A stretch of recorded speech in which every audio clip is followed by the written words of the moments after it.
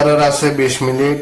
আর এখন আমি বানাইমু পেঁয়াজি আর এর ভিতরে তেল গরমর।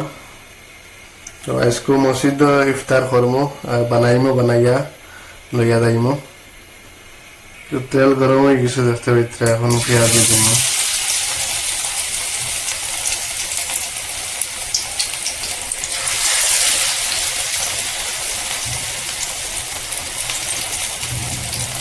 তো ইফতার মসজিদও করমু আজকে, আর সবাই মিলিয়ে একলগে করমু। কইলাম বানাইয়া লইয়া যাই।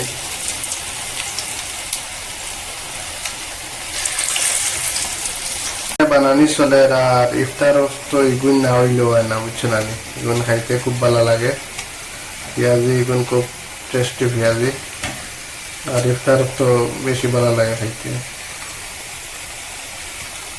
তো উঠাইলি আর বেশ লাল করতাম না, কিতা লাগে জ্বলি দিব।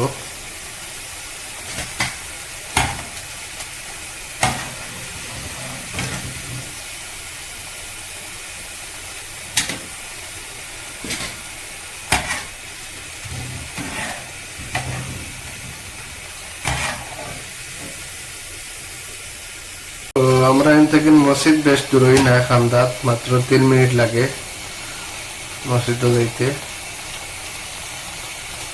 আর বানানি হয়ে গেছে, চূড়া রয়েছে দেখতে পাইতে, ও আর অন্য কতটা।